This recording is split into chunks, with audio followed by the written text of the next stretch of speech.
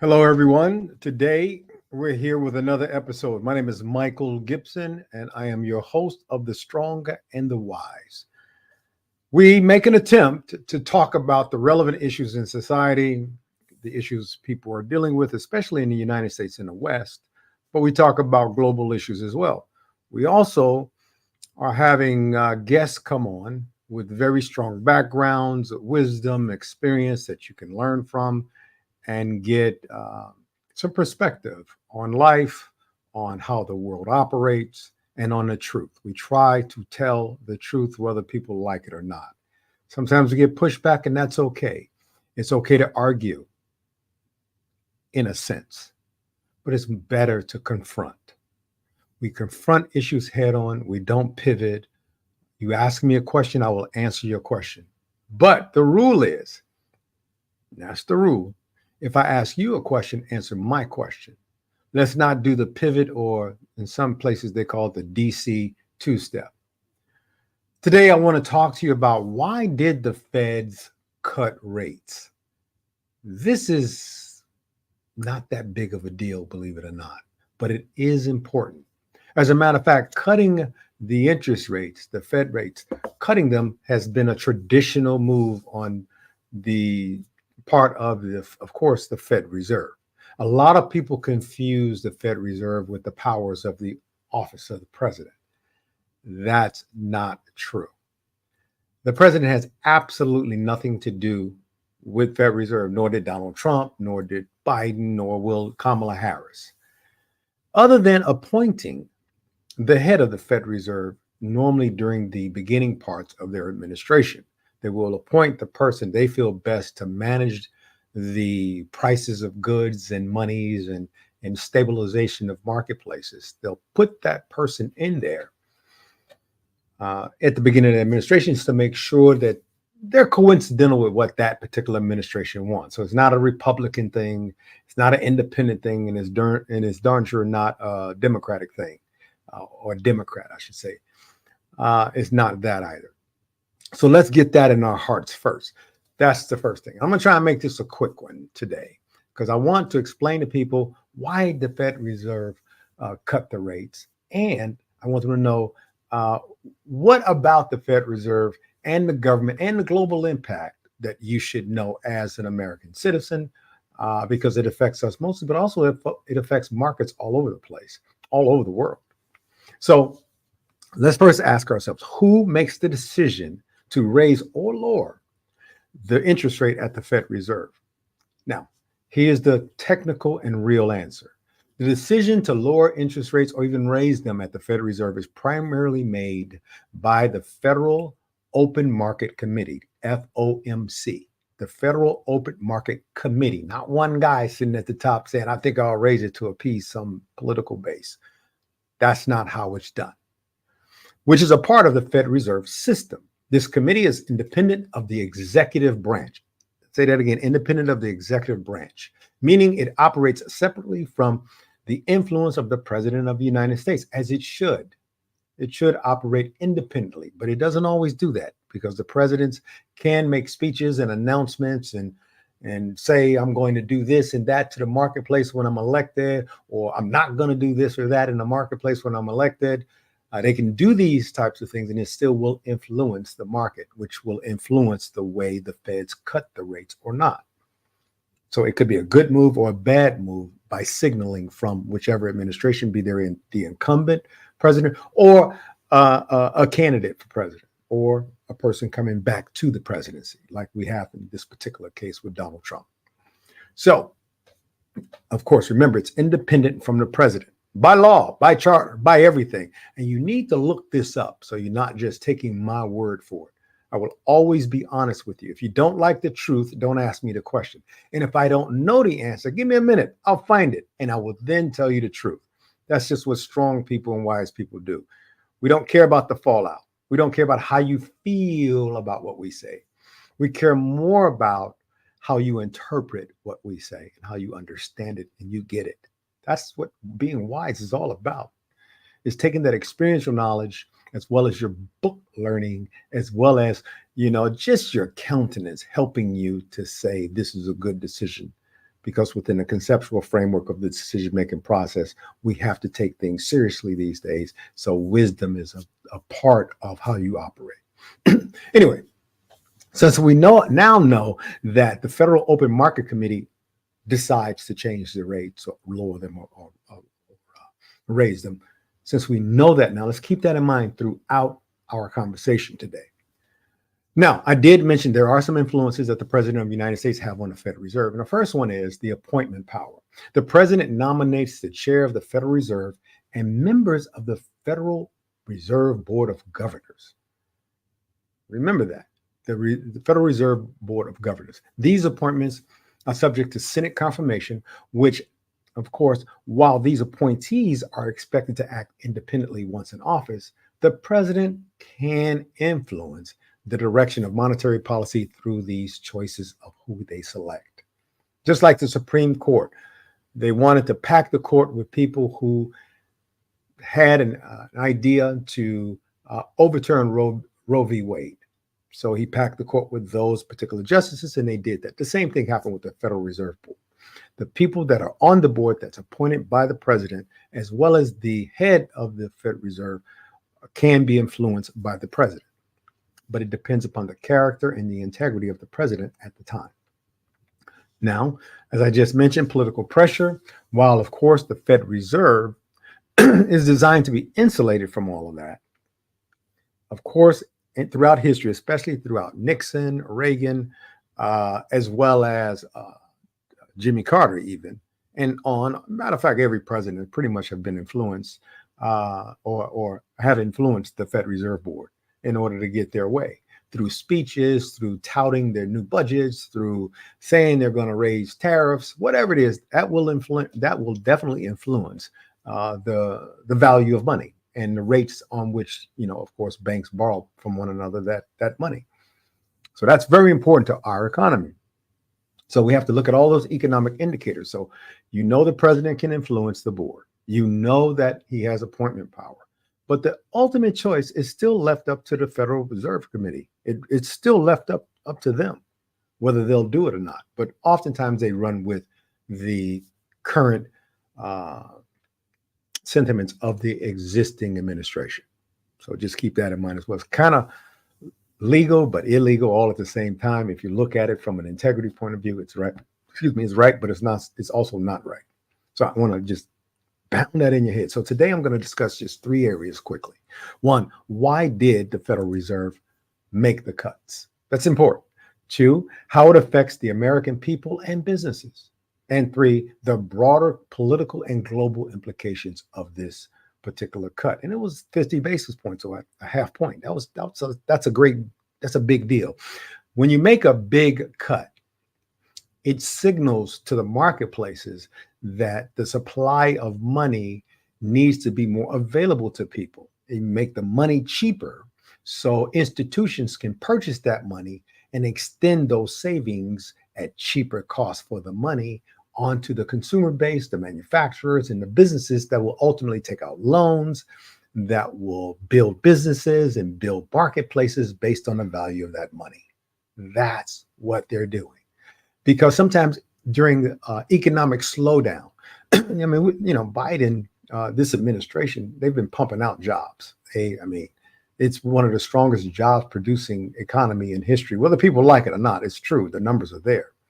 The problem is that when you ride so high for so long that, people get accustomed to those numbers, and they benchmark all of their markets, their monies, their opportunities, their business planning, against those numbers.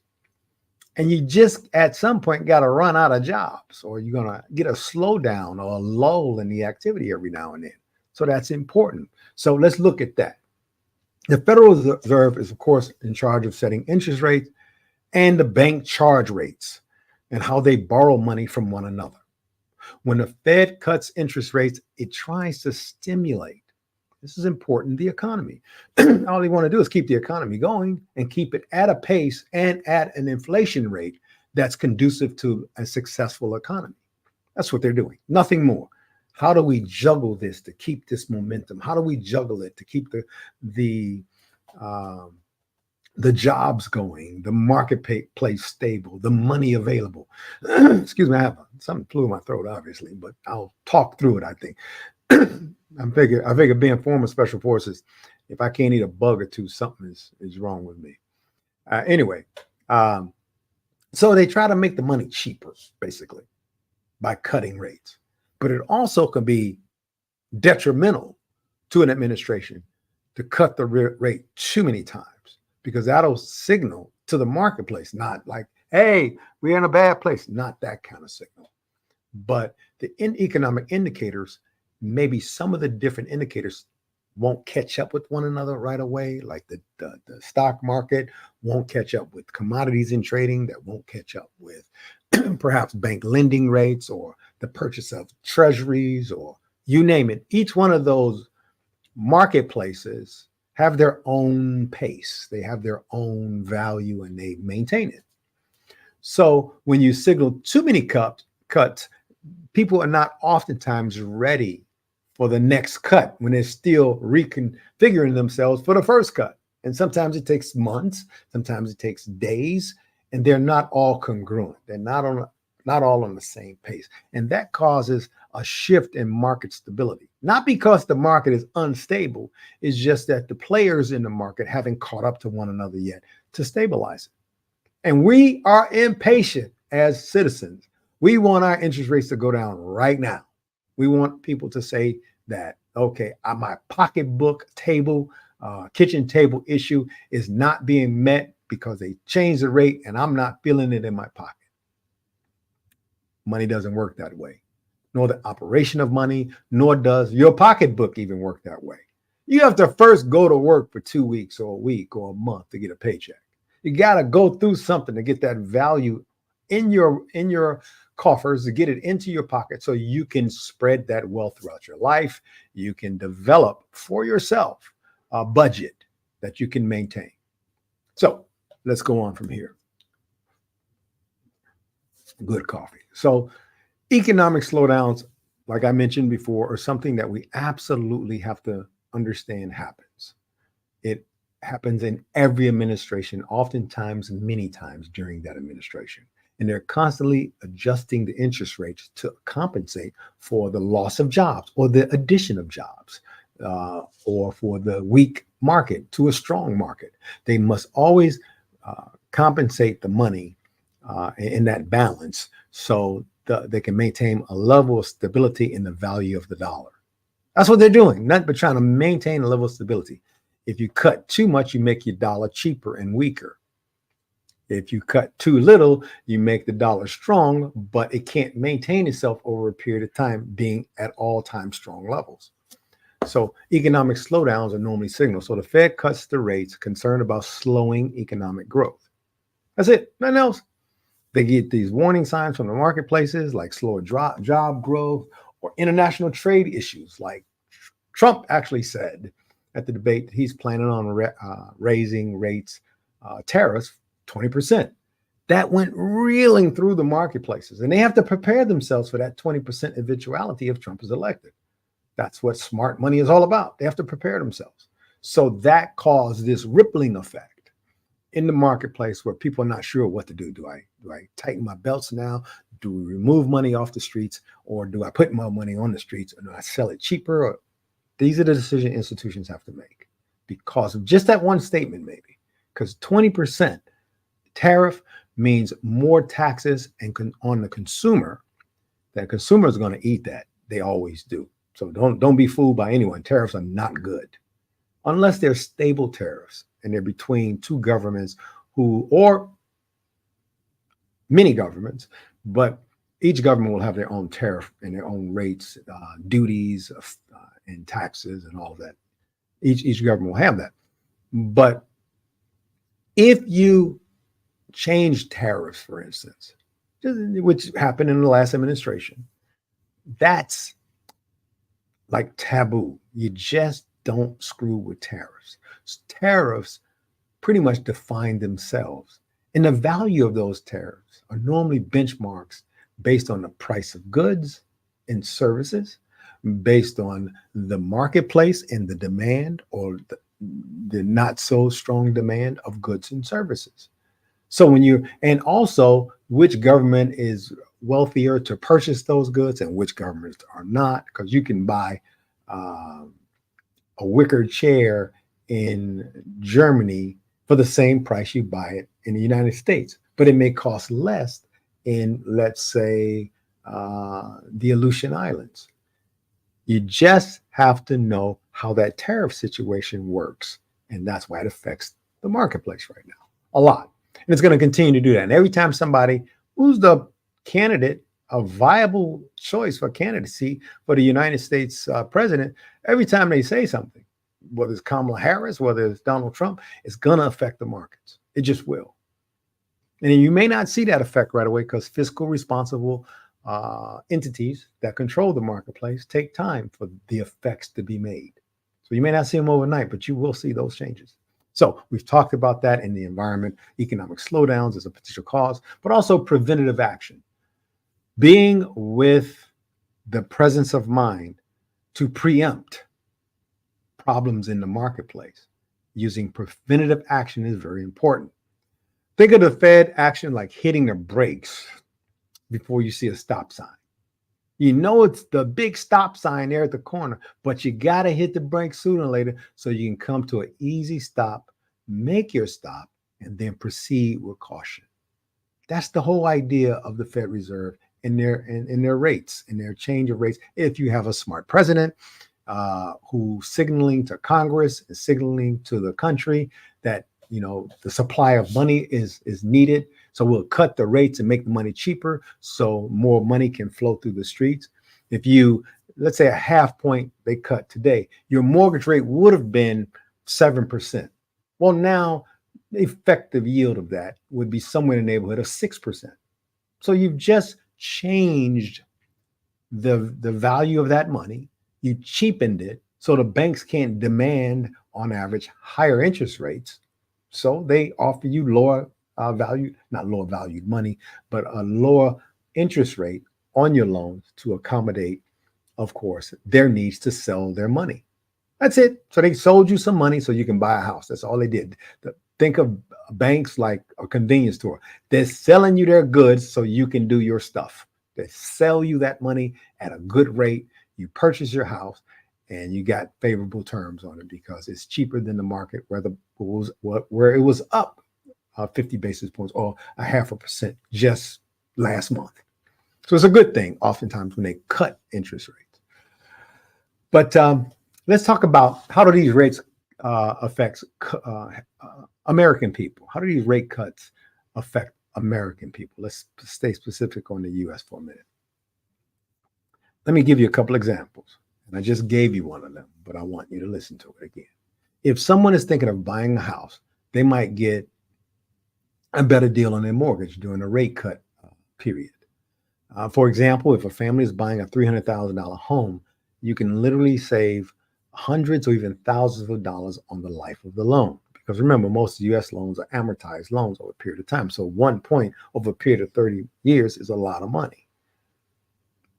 So if you get a rate at 7%, but now you get a rate at 6% because of the Fed cut, that's a good thing if you can lock that in. And adjustable rate mortgages, we all know, is not a good thing. You want a fixed rate at a low percentage. And you want the ability to refinance as well, because other cuts would be coming. And I would factor that into my real estate transaction as I proceeded along. Now, if people are trying to save money, lower returns on savings. This is the unfortunate part. A lot of people who rely on fixed income and some type of investment like CDs will earn less interest because the demand for money. And remember, a CD is nothing but a collateralized instrument used, your money, you're putting it there so that institution issuing you that CD has a confirmed amount of value in your money that you have in that CD, so they can borrow against it and they can utilize those CDs in the straightforward sense. They can use those CDs on their balance sheet to make them look better and do better and stronger things. So that's why you want to lock in your rates. Now, CDs, the unfortunate part is the less demand on money, the less CDs and other fixed income investments will yield. That's not a good thing. For example, if someone is retired and depend on interest income alone, just interest income, you got $5 million somewhere and you're living on your annual interest income, it will reflect on the value of those returns if it's not fixed. That's just something you want to make sure you talk to your financial advisor about. Really, you don't really want to talk to a financial advisor. You want to talk to a fiduciary. You want to look for a fiduciary, someone with responsibility to you and not the marketplace. That's just a little bit of information I'm going to tell you. This is not a tricky subject. It really isn't. Is we got money, but we don't want to give that money away, too cheap. So we devalue our money, but we want to give it away at a cost to the institutions so we can maintain its stability and perhaps strengthen ourselves. This is the important part of whatever they're doing with the Fed cuts right now. And I think it's a very good decision to do it now than post-election, because you have the momentum prior to the election that makes it more important now. And it gives consumers an opportunity to understand that they're not going to be cutting the rates that soon. And that's a good thing, because who cuts the rates on Thursday and then cut them again on Friday? That doesn't happen. So, for a while, they're going to settle into those rates and see what types of returns they get. And the rule in money, the very first rule of economics is the more money on the street we put out there, the more money available to you. The less money we put on the street, the less money available to you. The most core understanding of the law of supply and demand. So what they're trying to do is make the supply an appetite for the masses, at least the institutions out there who borrow money between one another. So you got that. Now, the stock market also has an impact, which today I think it rallied for a while and did very well, and then it stabilized.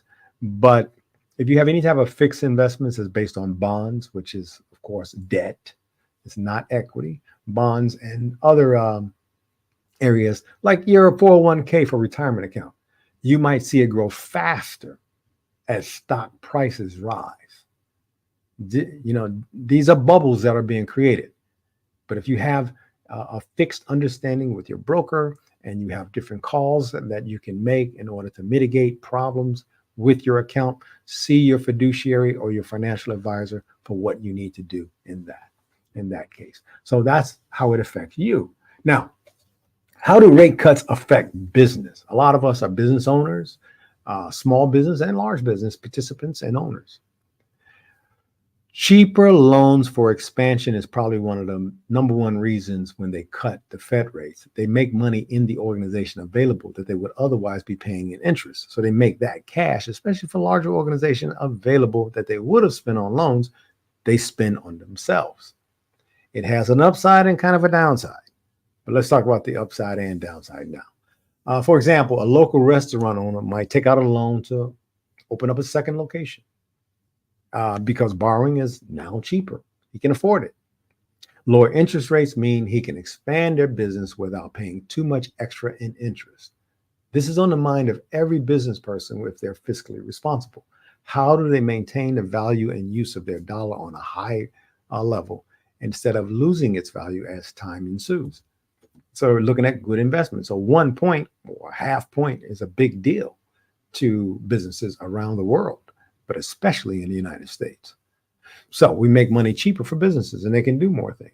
Corporate investments, for instance, larger companies might borrow to invest in new technologies, facilities, or even mergers. Oftentimes they create jobs through more capital available within the corporation. They boost productivity and they fuel growth across their industry and other industries that they rely on. It's not a bad deal when you have cheaper money. That's what's happening. You're being signaled that now. Would it be a good idea to lower the interest rates in a bad economy? No, because you're pumping more money into an economy that they need to be pulling the reins back on because there's nowhere to spend the money. If there's nowhere to spend the money in a poor economy, the value of the money will decrease. The dollar will get weaker. So it goes both ways. A cutting edge, a double-edged sword that cuts both ways. But just want to let you know how that worked. Now, a lot of companies do something with their extra cash when they get a interest rate a reduction. They like to do what they call stock buybacks. Some companies use low borrowing costs to buy back their own stock. This reduces the number of shares in circulation, which can boost the stock price. While this is a good for shareholders, it might raise questions about whether the money would be better spent on employee wages and innovation. This is always the problem in any corporation in the world. What do we do with the extra cash we have? What do we do with it? Do we spend it on ourselves and our employees? Do we throw lavish parties and have different events, free events? Or do we put it back in the corporation? Or do we do our stock buybacks? There are many different things that people do with extra capital when they don't have to spend it on interest. That's very important that people see that. Now, it's not a bad thing to try to stave off a potential problem. If you're producing 200,000 jobs or 300,000 jobs a month, as this administration has been doing for quite since they've been in office, pretty impressive, whether you like them or not. It's very impressive for any administration to have experienced that. Even if some of those jobs were returning from COVID, it doesn't matter. All of them matters to that existing administration. But if you do it for so long, you're going to create a vacuum, and people are not rubber stamps out there. The job producers and companies and small businesses and individuals producing jobs can't stabilize themselves and maintain themselves with the cost of money that's slightly higher right now. Money is scarcer right now because the very same people producing those jobs are experiencing the tight belts at the Fed Reserve. They need cheaper money to come back and create more opportunity with a lower rate. That's what they're trying to do. So it's not the fault of a president or Congress or the Federal Reserve that the price and the value of money changes. It's the demand on that money that dictates the value of that money, which is the opportunity or the signaling of the Fed Reserve or that particular committee within the Fed Reserve to make those rate adjustments. That's why they do it. So we don't end up in like the 1929 depression. If some of you don't know what it is, you look it up. It was, what they call it, Black Friday or Black Tuesday. Black Tuesday it was, something like that, where people jumped out of windows and killed themselves because they lost everything, because there were no stopgap measures on the marketplace to help people to understand that they should have stopped trading that day instead of continually run each company into the ground on the stock market. Now, let's look at the political implications of cutting the rates or even raising the rates. What are those political implications of the rate cuts? So important. Now, the Fed Reserve has independence, whether you know it or not. If the money's fiat, backed by gold, backed by precious metals, backed by certificates of deposit, whatever it's backed by, it doesn't matter. They have federal independence. That means, as an independent body, the rate cuts can and oftentimes will have political consequences. Politicians often want to lower the rates, like it's being done now, to boost a short-term economic growth. Normally, lowering rates indicate short-term economic growth. Like if they can forecast that between the months of October and February of 2024 and 2025, that there will be a slowdown in the economy.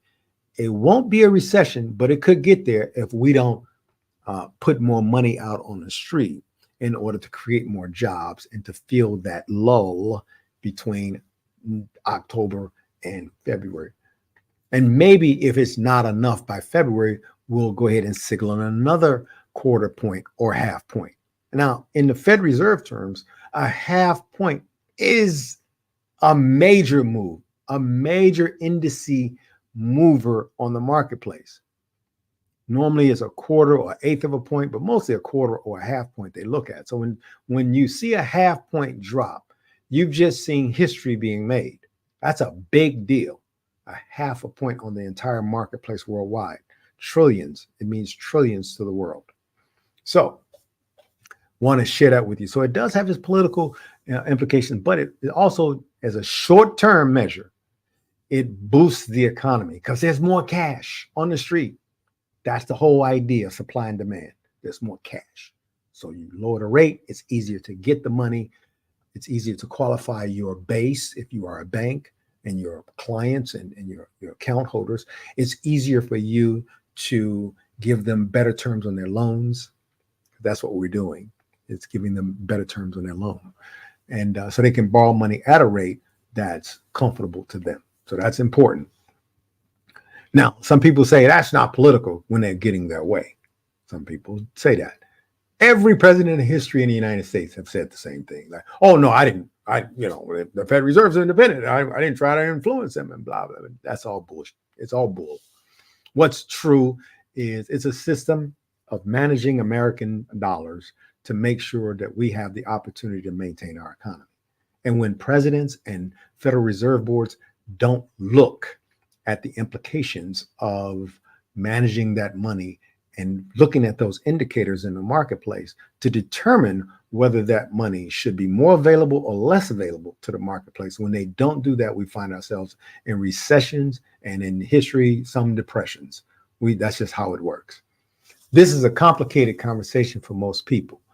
I'm trying to make it as simple as it possibly can. And for just all of us, as I continue these podcasts, most people look at them in YouTube and other places, and they go back for reference and they say, okay, this guy sounded like he knew what he was talking about. And if I'm wrong about something, please make a comment in the comments area and let me know, where we need to strengthen this conversation. And of course, I'll use my wisdom and intellect, and I'll see if what you're saying makes sense, and we'll move on from there. But I'm not trying to take sides with Kamala Harris or Donald Trump or anyone else. This is how the Fed Reserve works. And I always tell people, if you don't believe me, just look it up. But don't just look it up on Fox or just look it up on CNN. Look it up in about 14 and 15. Go to PBS sometimes and go to the Library of Congress. Go look where the information is being stored for posterity in history. Go look there, and you will find the truth more often than not. Then I'll look at another effect, that the inflation and the economic stability. Very important. There's always a risk for inflation when you mess with the interest rate. So, politically speaking, this rate cut could spark a debate about inflation. And I say that carefully, a debate about inflation. Doesn't mean it's going to spark inflation, but a debate about it. And the more you talk about inflation, the scarier the market becomes. When they become afraid, they stop putting money out there. The less money out there, they tighten their belts when they should be borrowing more money. And that inverse effect causes inflation to rise. Just talking about it, because people react to what you say, especially if you're powerful. They just do. So if too much money is pumped into the economy, prices could rise, hurting those who live paycheck to paycheck. Inflation hits the poorest and the hardest. They hit the poorest the hardest. Because essentials like food, gas, and rent becomes much more expensive.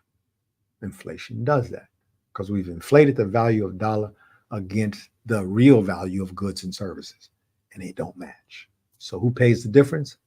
Normally the little guy. That's what happens. That's how inflation affects us. So let's look at this. Balancing growth is so important to any administration. It just is. It's just important to balance the growth. So right now, the Fed is walking a kind of a tightrope, if you will.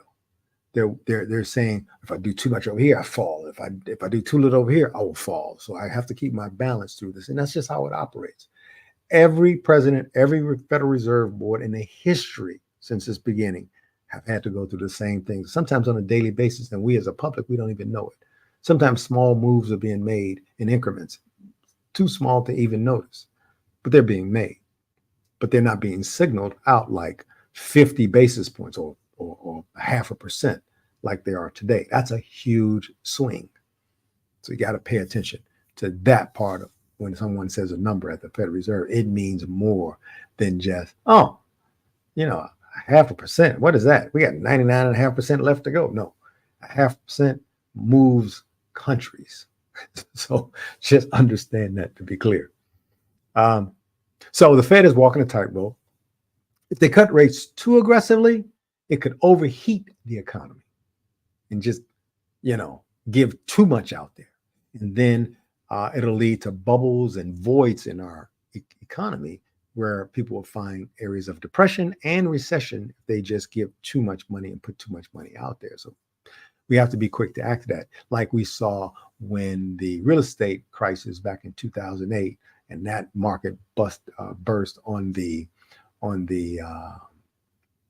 long and medium term notes, as well as there's another name for it in my head. But back in 2008, when we had that recession, it was because a bubble had burst in the real estate investment market, and companies like AIG and all of them, they pretty much went bust, and the United States bailed them out for almost $1 trillion. It was 700 billion, and then other loans on top of it, or gifts, if you will, on top of it, because those companies were too big to fail. The right indicators did not reach the White House to kind of, put more money out there for these companies to be able to spend on the street. And that caused a lot. But also the derivatives market blew up. When that blew up, that caused a vacuum so huge that no government on the planet could fill it. So the US spent their time trying to fix the companies in those marketplaces so the companies and the marketplace didn't both fail, which would have been catastrophic worldwide. So the interest rates and the Fed rates are very important. Balancing growth is a daily thing. It's not whenever you hear it on television as a soundbite. It happens every single day at the Fed Reserve. So let's move on. I want to go on to business owners. Let's say a local coffee shop. Just use a small company. Let's say they're thinking about expanding and now wants to borrow $100,000 to maybe open up a second location or build out their current location. But they don't borrow $100,000. So instead of paying 6% interest on the money they normally would purchase from their bank, or which be loaned from their banks, basically you're buying money when you are given an interest rate. They might only pay 5% with a 50 basis point drop on the Fed Reserve rate, because that has to trickle down from the top level of banks borrowing between one another, now down to the corporate money lending sectors and those different desks around the world to handle corporations. And then from there down to the local banking branches and to the products and services, which are affected by that lower interest rate. So now is the time, if you, as a business, you want to borrow money, now is the time. And remember, fixed rates. You want to look for loans that have fixed rates, not adjustable rates, not benchmarks against any marketplace, because marketplaces are volatile. Fixed rate, live with it. If the rate goes down lower, just live with it. Try to refi to the lower rate. But fixed rates are what you want to always look for. So it makes their expansion, that coffee shop, more feasible and better on their balance sheet, because they now have cheaper money that they can, because of the Fed rate reduction, they can, of course, infuse into their businesses and try to capture more revenue, as well as customers and business. So that's a plus. Now, political, heading into an election year. This is always a good one. Every election cycle, every president, every candidate, everyone who's vying for the presidency or whatever office will talk about the effect of the Fed rates on the economy. Whether they're right or wrong is irrelevant. They want to influence the rates by talking about it. They want to make the Fed Reserve nervous. They want to make businesses nervous. You want to make people feel uncomfortable about decisions that they make. That's what they want to do. And they do it well. That's important that this is a game. But it's also a very serious game because it affects our economy worldwide, especially in the United States. So the stock market is probably going to perform better because there's more money on the streets. If there's more money on the streets, there's more money being invested in the stock market and other places where people tend to find, opportunity, especially if you know what you're doing. But if you artificially like just to do short-term uh, boosts in the economy. If you artificially lower rates and you're hiding deeper problems like wage stagnation or rising inequality in society, those societal issues trump anything I've said today. But that's not the case.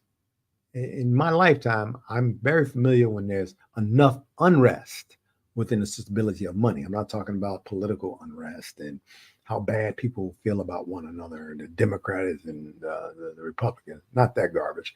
I'm talking about when people don't feel confident that their value is being maintained.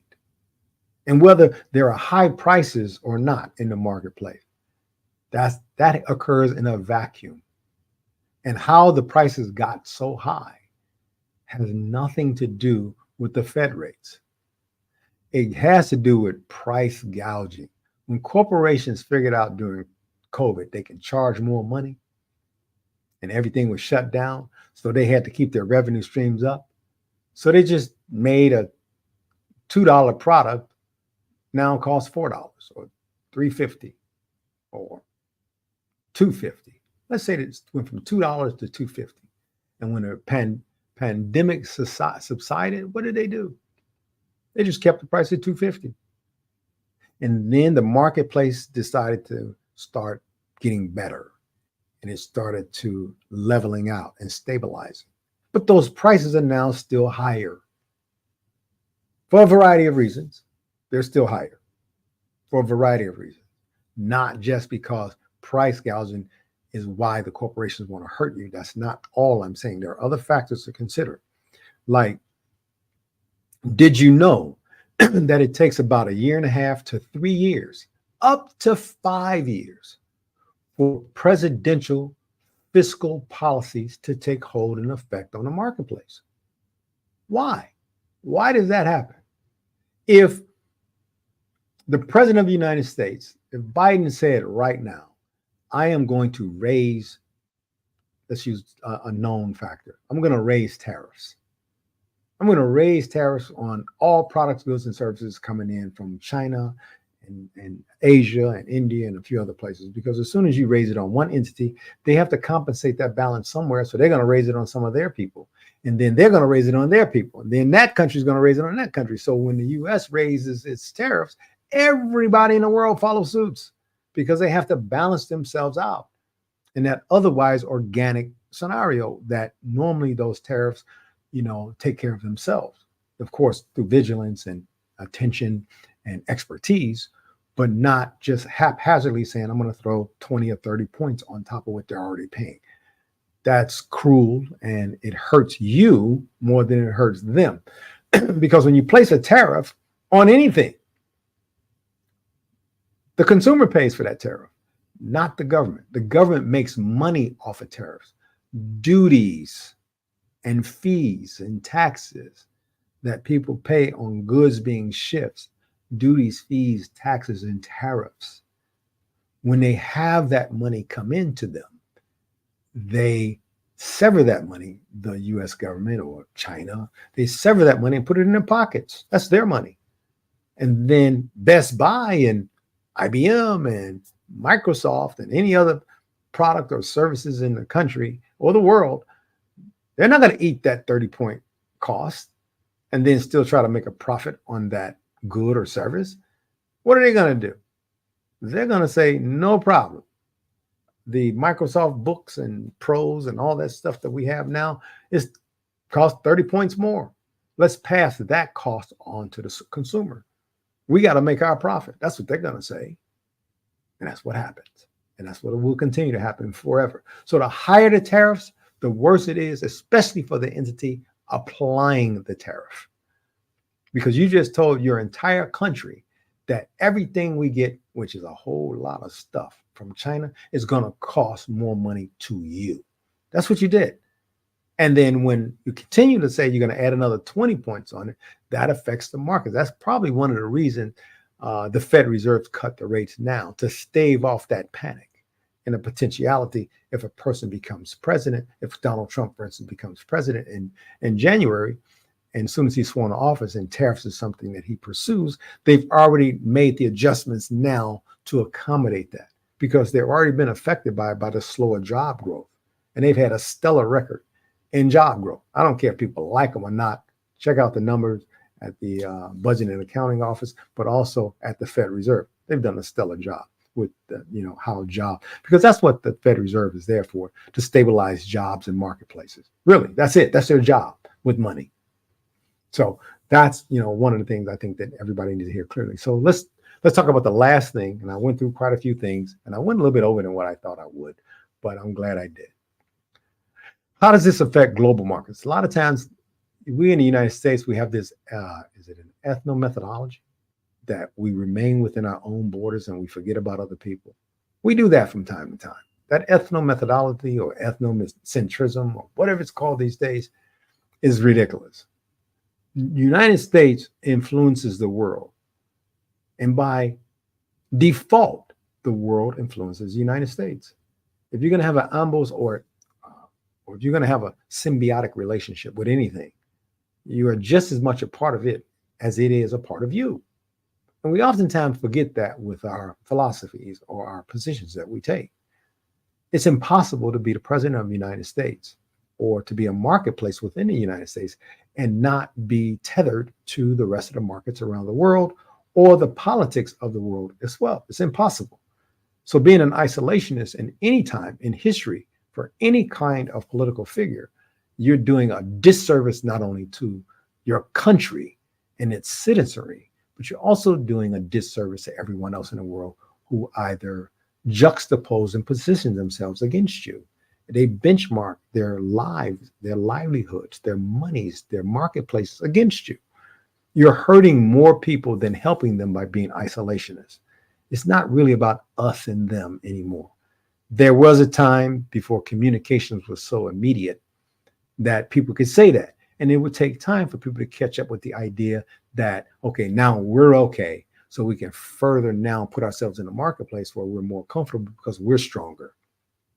That used to be the case. But with the immediacy of communications nowadays, what happens in the Nikkei or the Dow or the DAX or the FT 100 or 200 or any of those indices, what happens there that day, you know about that second in real time.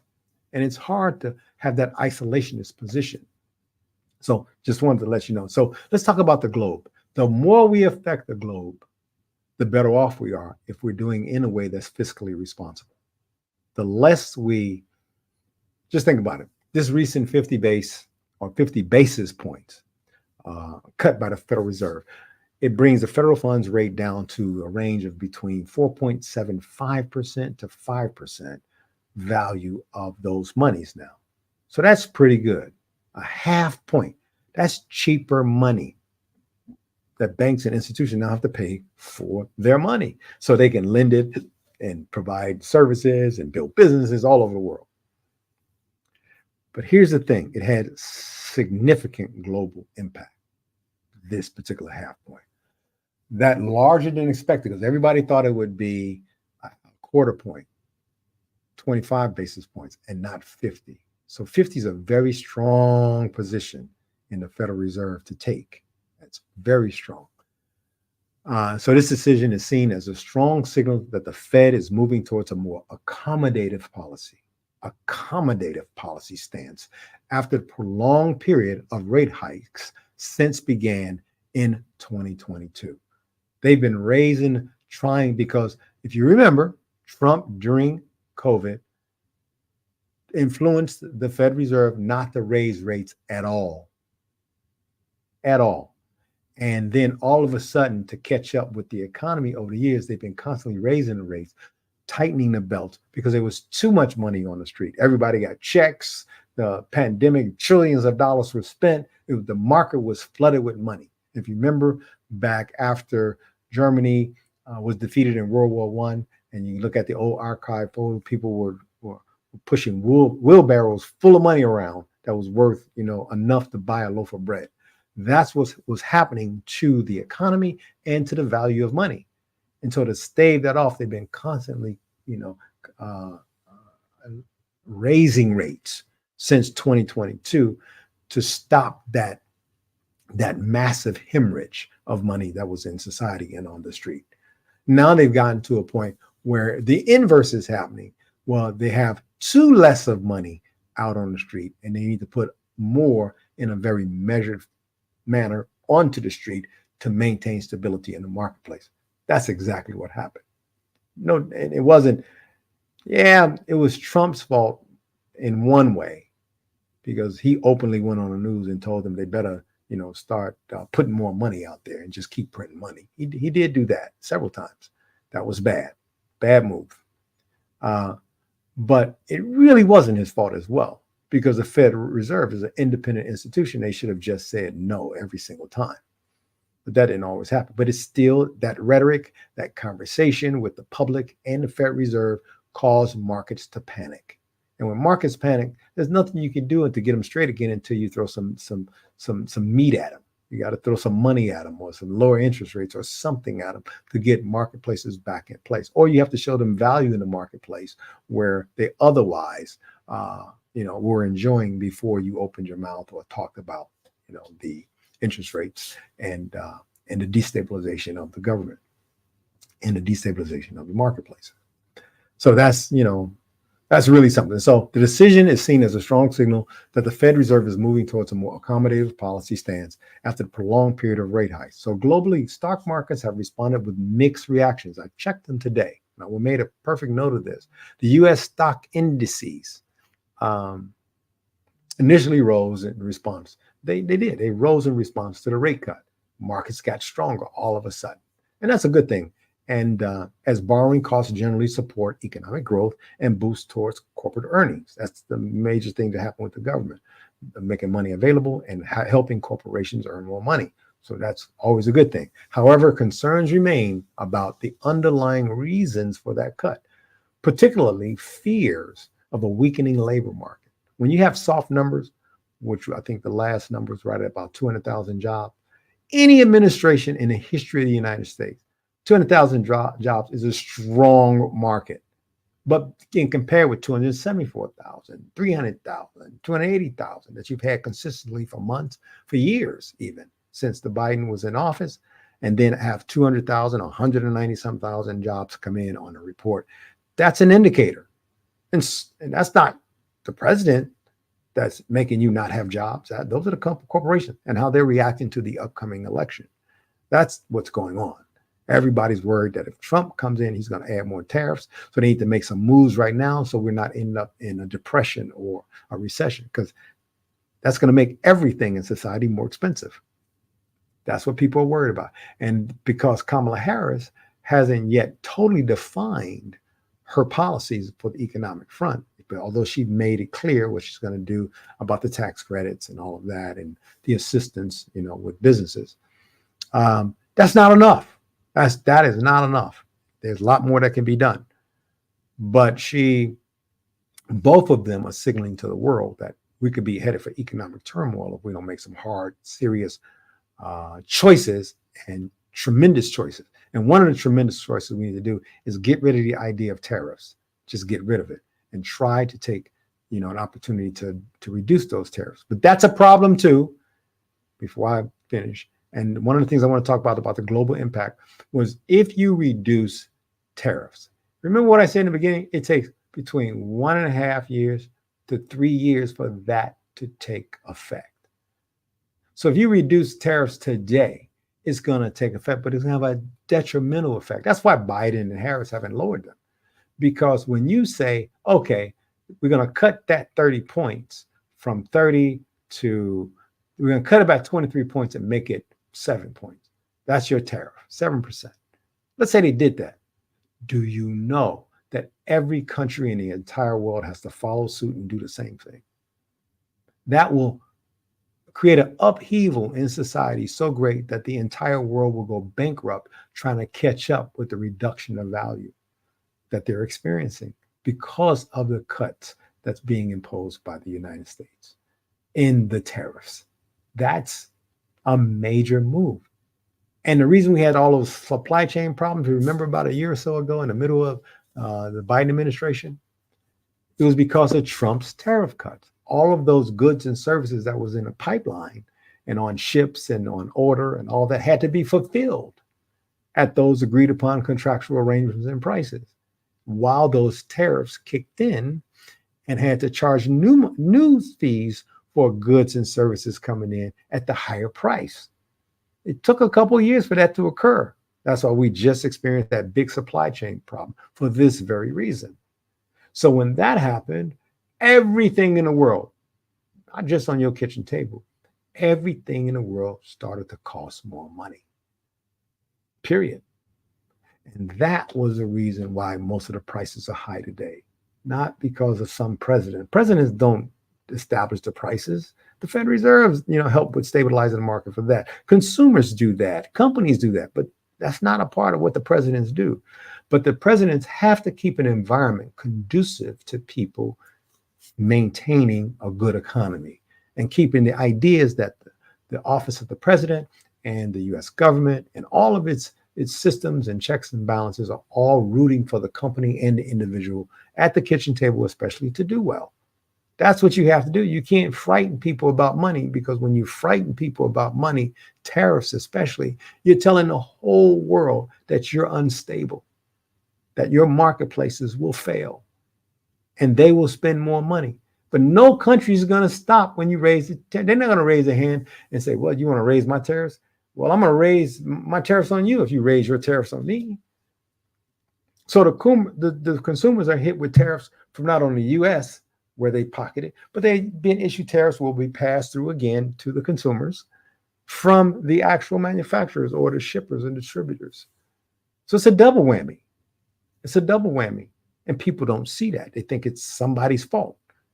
Well, whoever imposed the tariffs, which Trump did, that took a couple years, and you saw it occur in the middle of the Biden administration.